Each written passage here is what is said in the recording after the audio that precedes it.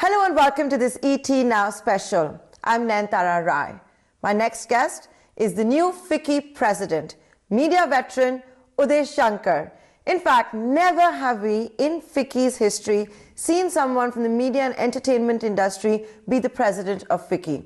In fact, that's not just the case at FICCI, it's also been the case at CII as well as ASSOCHAM. Does this signify how things are in for a change? And Uday Shankar, of course, has been a journalist, so he's been on this side of the camera as well. And Uday Shankar, thank you so much for joining us here on ET Now. It's a big post, being the president of FICCI. At a time when a whole year seems like a lifetime, coronavirus, of course, being the black swan event of 2020. But now there seems to be some hope on the vaccine front. So as we go into 2021, when we can afford to at least start talking about the post-corona world, can I ask you, as the new boss of FICCI, what will be your immediate priorities? Thank you, Nayantara. Thank you very much for having me on ET Now and for your kind words. Talking about my priorities, I think the priorities for everybody is very clear. In my world, it is simply that we continue to build the country and its growth agenda, and just make sure that the black swan event that you referred to is behind us, and we catch up and overtake as soon as we can. So to that extent, a lot of good work has happened even during this year, because after the initial setback of COVID, I think the best of entrepreneurship, best of governance, etc., have come up, and we are already seeing the green shoots evident from that. The need for now is to make sure that we start building on that, and we do all kinds of stimulus. We do the right entrepreneurial initiatives, and we just make sure that we collaborate with all the stakeholders to make sure that we get this country on the growth path as much as we can. Uday Shankar, sometimes when you go through the kind of crisis that we have, we need out-of-the-box solutions. So pardon me for asking it in the way I am, but you don't come from the regular sector, which then, people become presidents of FICCI, CII, ASSOCHAM, all of that, right? They're usually from manufacturing, or they're from financial services, etc. We don't have someone from the media and entertainment industry. So, is that just something that we need to have new kind of ideas? And therefore, I would also imagine you, like others, may not be as obsessed, if I could say so, with just addressing the supply side of the economy. So you're very right. I'm not the regular FICCI or industry chamber president, but that should also tell you, Nantara, as you said, out of the box thinking. That out of the box thinking that is also going through the entire FICCI leadership. I am not the regular manufacturing and financial services kind of person. You should also know that FICCI is a body of entrepreneurs and promoters and owners, and I'm not one of those either. But it should tell you how things are changing in this country and in FICCI, that I was picked up with my media and entertainment background, and even there with my content background to lead FICCI. And that is a recognition of the times that we are in. The world still needs manufacturing, the world still needs the traditional businesses, and world needs them to grow and do as well as they can. But things are changing. We are in a business where technology, content, imagination, and out-of-the-box thinking, again, as you said, is driving the agenda. And I think FICCI is right up there. And I think FICCI has, by picking up on someone like me, what FICCI has done is to give a message to India that how deeply and fundamentally it is embracing the new world. In fact, if I look at the annual general meeting of FICCI, boy, it was power-packed, right? You have Satya Nadella, you have Eric Schmidt. Back home, you have the who's who of industry, for example, N. Chandrasekhar. And I'll begin with him. So when he made his keynote address, he spoke about how this is India's decade. Uday Shankar, do you agree with that? Can this really be India's decade? Now, N. Chandrasekhar, during that speech, said what's standing in the way of making this our decade is our regulators.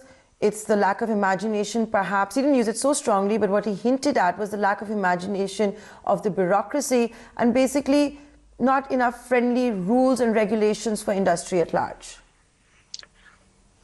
I think a lot of that is true.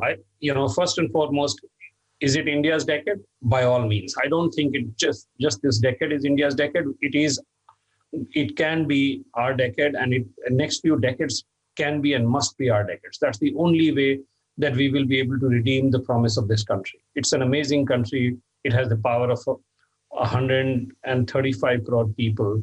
It has, great talent. It has great entrepreneurship. If we do not step up and make sure that we harness the power of all of these, we are only ourselves to blame. I think regulation, bureaucracy, policy, politics, all of that has played a role in holding this country back. But I think all of those are changing. And what we are seeing today, sometimes crisis brings forces of change to the fore. And I think that's happening even now. A whole lot of things. Well, just to give you an example that I think is very significant is the changes in the agricultural policy sector. This was something that most political establishment, most governments have been very, very hesitant to touch. But we've seen these changes, and these changes, I'm sure the government knew that these changes were going to create and trigger strong feelings, but that hasn't held the government back from making those changes. I think the Prime Minister has been very clear. He talked about the power of these changes at FICCI AGM. And I think that is what should tell us that things are changing. Whether they're changing at the right pace or whether in order to redeem the promises and the potential of this country, that we need to step up and accelerate the pace of change, by all means. And I think, what you referred to about things like regulation, etc., we need to comprehensively revisit. I go back to the question that you started with, that out-of-box thinking. And that out-of-box thinking also requires that we start thinking about everything afresh. This is including how we will run and govern this country, how we will regulate the sectors. Nobody can make a case for having no regulation. We should have strong regulation, but we should have thoughtful regulation. We should be very, very clear about why we want to regulate. We want to regulate in order to create great value for the economy, and we want to regulate in order to create a level playing field and to make sure that the larger social interests are aligned. But sometimes the economy, the popular aspirations and society move way forward, and regulation and laws and rules, they remain stuck in history. And that is when the need is for us, whether as industry to raise our voice and make sure that we talk about those changes that are overdue, and for government and administrations to step in and make sure that the alignment is there. That's very, very important. And I think we all need to do that now. I think the good news is, ironically, that the crisis of pandemic and the devastation that we've all suffered in the last 9 or 10 months has made us far more open to those changes. And those conversations today are happening very directly and very clearly than they were happening before. Uday Shankar, I'm sure you've been in touch with your peers at FICCI. It's also budget season. We've seen the pre-budget meetings already begin at North Block, being chaired by the Finance Minister, Nirmala Sitharaman. They're going to take place this entire week. This is also a government which has tried to, bring about a move that all reforms don't have to happen only during the union budget. They want to keep announcing reforms. That has been something that the Narendra Modi government has been trying to do since day one from 2014. But can I also ask you, going into the union budget season, it has to be a big one, given that, we still don't have a vaccine in India. The pandemic is there. There's still so much pain. We need to bounce back to pre-COVID levels and then get on with the trajectory. What could be some of the big moves for union budget? So many big moves. And just to share with you and your audience that I was part of one of the pre-budget consultations today with the Finance Minister and her team. And I think, we've made a very detailed representation to the government. But two or three things. First and foremost, we have to do all the right things to strengthen the green shoots that we are seeing in the economy post pandemic. And we have made very specific recommendation towards that. I think demand side needs to be stimulated, and the industry needs to be supported in its revival, especially sectors like the MSMEs, which have been devastated very heavily. We have talked about how the government needs to shore up its own finances, because there is, the government's ability to intervene and support the economy and society is only as good as its own finances. And we have talked about things like very ambitious agenda for disinvestment. The Secretary of Economic Affairs at FICCI AGM said that they want to get more ambitious. We have suggested even things like that the government should look at pledging the shares of public sector undertakings with the RBI and shore up its, get money out of that. That can, in our estimate, can get the government as much as 5 lakh crore of rupees in very quick time. We have talked about strengthening the social sector like education, etc. On the one hand, we all talk about the potential of this country, but if sectors like healthcare and education are not strengthened, and let's not forget that they have been devastated, particularly during this time, it's going to be a challenge. And if we leave everything for the government to do that, then it's not going to be possible. So we have also talked about unlocking private capital in sectors like education. I think the new education policy is a very, very progressive document, but there is always scope for more. I think in higher education institutions, there is need to bring in private capital and similarly in sectors like healthcare, where there is a lot of investment required, and I think we can do that. We have talked about continuing the reforms in the agricultural sector. We believe that reform, the amendments of Essential Commodities Act, etc., are really progressive steps. Sometimes they get caught up in an atmosphere of misunderstanding, but I think overall they're really good for the country.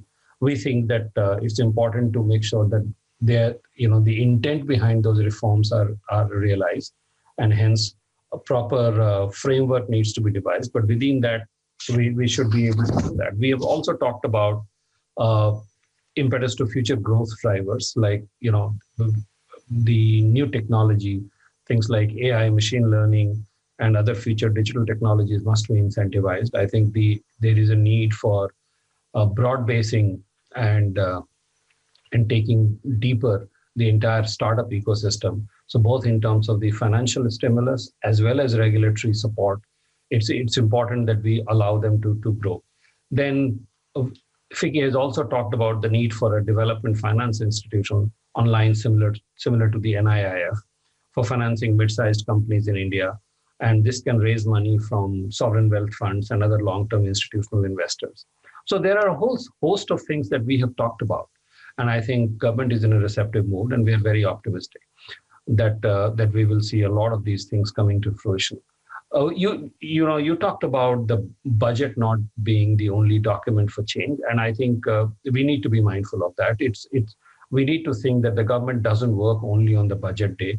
It's a continuing process, and while it's a good signal for the country that the government gives through the budget, but both before and after the budget, I think the process must continue. And we've seen that the government has done between two budgets, the government has come out with a series of really bold reforms, and we are heartened by that. Okay, so that's an exhaustive list of FICCI's recommendations, and we did see Uday Shankar at today's pre-budgetary meeting, which have kicked off at North Block. So from the sense I'm also getting from what you're telling me, Uday Shankar, is that the underlying theme also is for the government to loosen its purse strings, not worry about that, spend more, pump prime the economy, while giving suggestions that you can continue to shore up revenue, for example, by pledging shares of public sector undertakings.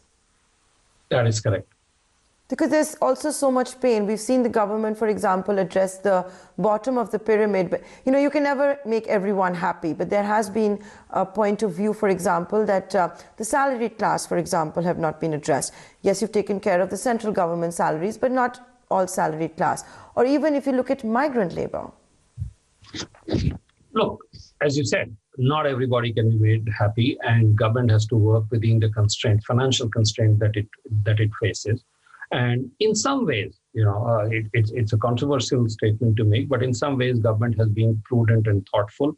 There was a point of view that, like the developed world, we should just open our purse strings and continue to give money to everybody who is in need of it.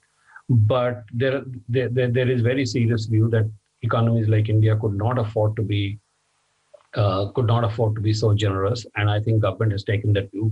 The stimulus has been comprehensive. The stimulus has been sustained, but it has not been indiscriminate. And I don't think you can hold that against the government. The need is to be thoughtful and just make sure that we continue to stimulate the areas that need stimulus. There are a whole lot of sectors like services, like sectors like travel and tourism, where support is required. And I'm sure we'll see that things, in going forward, the government will consider all of those. Uday Shankar, as we start winding down the interview, I also want to ask you, as someone who's an authority in the media world, and here we have seen an absolute boom. It's been an explosion of sorts in 2020. It was headed this way. It has perhaps been accelerated. For example, seeing Amazon talking about live streaming sports. The world as we know it is going to change. Like I said, it's a year and a lifetime that's being packed in a year. For the media industry at large, which has been disrupted several times over this year itself, how do you see it pan out in 2021? That's something that I can keep talking about. But two or three things, Nayantara. First and foremost, the winds of change in media were blowing well before the pandemic hit us. And I think the pandemic just brought some of those trends to the surface far more visibly and brought everybody's attention to that. But media is one of the sectors that's at the center of a technology-led disruption for a long time. Global streaming, et cetera, et cetera. And the interesting thing is that between creativity and technology, there has never been a better time for innovation in media, both from the consumer point of view, who are getting a lot of choice, a lot more of content, and a lot more of imagination being served to them, and also from the entrepreneurs and people who are ready to create value. It's been really, really very good. And as you said, people are getting into streaming sports. We, at Disney Plus Hotstar, we've been at the forefront of it. We created Hotstar in this country when everybody thought that it was just too early and the country wasn't ready for it. And now you can see people just don't seem to have enough of it. But the year and the next few years are going to be determined and decided by those who have both who deploy both technology and innovation. I think it's really, really important that we understand that the creativity in media is not just about creativity in telling stories. It is creativity in technology. It is creativity in understanding and anticipating the consumer needs and the needs of the society and serving them very, very creatively and also very, very responsibly. We need to be mindful of also the fact that it's no longer just a local play. It's global. And it is getting more and more global. We may want to regulate it, but that's just not going to be possible. The technology is always a step ahead of all the barriers that we create. And the best way to deal with it is not to create more barriers, but to just make sure that we become globally competitive. I think we have enough talent, even in media and entertainment, and between our ability to handle technology and our depth of creativity in this country, we have enough capabilities to be a globally dominant force. And I think that, one of the disappointments that I have is that we still see media and entertainment in this country as a tamasha, as an entertainment and as a time pass industry, so to speak, rather than a sector, a very, very vibrant sector of the economy that can create enormous value for the society. It can create jobs, it can create wealth, and it can create brand India and take it global. And that is, we are sitting at an opportunity like that. It would be a disappointment if we are not able to realize that opportunity. In fact, during the lockdown, I did read Bob Iger, the former Disney top boss's book, in which Ride of a Lifetime, in which he talked about you, Uday Shankar, and he talked about Hotstar, and that is the future for the world. And that's a made in India platform that's being accepted globally. Look at the weekend subscriber numbers that were announced by Disney. In fact, it's a matter of pride, I'm sure, for you and for all of us. But do you think it's changing now? You said it's one of your disappointments that the rest of the industry has not done so.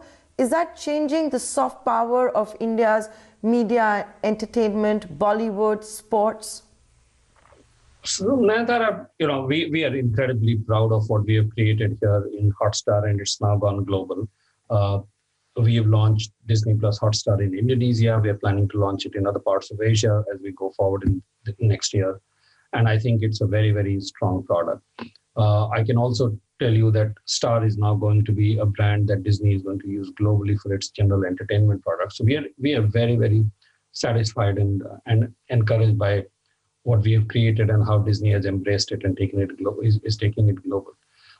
And I think there are initiatives and aspirations like that, but not enough. And part of it is our control mindset that we need to let go of. I think this country is not so fragile that a story could destabilize it, that a character or that a dialogue here and there could destabilize it. We have to let go of those fears. We are a very strong society with very deep sense of values and very very deep fundamental strengths. We should be, even in media and entertainment, we should be getting out there and unleashing our ambition to become world winners. What we have done in technology, what we have done in IT and IT services. I think the next big sector where we can just become a really big global powerhouse is media and entertainment. But we need to unshackle ourselves. So here's to unshackling ourselves. And Uday Shankar, we are out of time. It's been an absolute pleasure talking to you. Thank you so much. All the very best for your innings as FICCI president. Look forward to many more interviews. Thank you very much. Thanks for having me.